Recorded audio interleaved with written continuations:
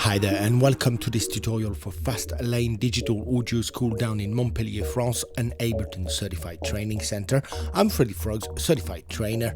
Today I'm really proud to introduce to you PushHacker 2. This Max for Live device is the result of a collaboration between sound manufacturer and Fastlane. PushHacker 2 has been recorded from the ground up to give you a more flexible, a more versatile and a more stable tool. In the previous tutorial, I demonstrated most of the functions of PushHacker 2, but I left aside the clip function because we need a proper tutorial on that one.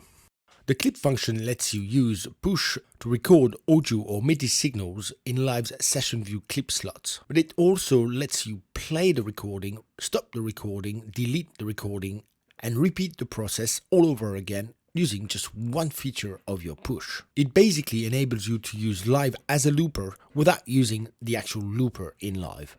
So to demonstrate this, I created an audio track and I made sure that my sound card was enabled as an input source. And I then chose external in as an audio source for that track, but you could also choose to record another track within your live set, or even the resampling function to record every signal coming out of the live set. So to start with, I'm going to choose which button on Push I'd like to hack. So I'm going to choose that first bottom pad here. And I'll then choose the clip function. I'm now going to choose which clip slot I'd like to use to record the audio onto. And then hit the Learn Selected Clip Slot button. Using these menus down there, I can set the behavior of that function when I press the button. There are two ways to trigger a button. I can either just hit it once and let go of my finger, that will be called a push. I could also hit the pad and leave my finger onto it, and that's going to be called hold. Here I determine what happens if the clip is actually playing. First of all, what happens if I just push it quickly? Will the clip be re-triggered? Will the clip stop, or will the clip be deleted?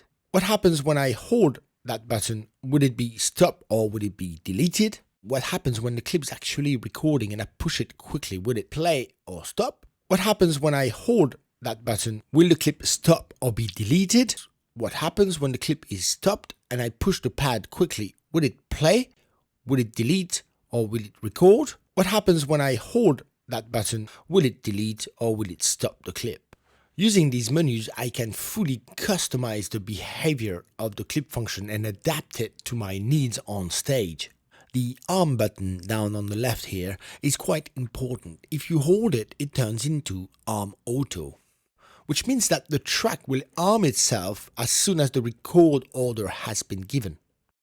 But you could also use this function as arm, and in that case, you'll have to arm the track manually, either pressing the arm button on the track or using that very button on the PushHacker 2. For this demo, I'll use the arm auto function. It's quite flexible that way. I don't have to actually arm the track manually. It does it for me. Right here on the right hand side, you can determine the color of the pad when the clip is playing, when it's recording, when it's stopped, when it's empty, or when it's flashing. And finally, just like the other functions on PushHacker, you can send a message on Push's screen as soon as this function is activated. That's it, I'm ready to demo this for you. I'll simply hit that pad on Push, and the waveform at the bottom here shows you how my voice is being recorded. Now, if I hit that same pad on Push once again, look, the clip now starts playing. You can't actually hear my voice just now because I've muted that track so you don't hear my voice twice. Now look, if I hold that pad on Push, the clip stops.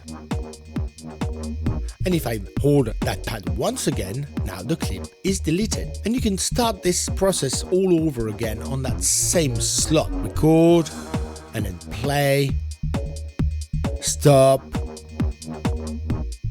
and delete. So this process, you see, works a charm if you want to use Live as a looper, but you don't actually want to use the looper device in Live. I'm now going to show you another trick with this function. Until now, I had determined that the recording would happen on that very clip slot. So first of all, I'm going to unmap that clip slot and enable the function follow selected clip slot. The patch now becomes dynamic. It actually sees which clip slot is selected at any given time. and the recording will now take place on any selected clip slot at any given time. You don't need to predetermine which clip slot you're going to use to record onto. And this could be any track in your live set as long as an input source has been selected for that track. Look, I just selected a random clip slot on that track, and as soon as I hit the button on push, it starts recording and the process starts all over again. This turns the clip function into a great tool to record live feeds in live without using the looper. You'll find the Push Hacker 2 on Sound Manufacturer's website. I'll give you a link in the video description down below. Thank you for listening. Bye.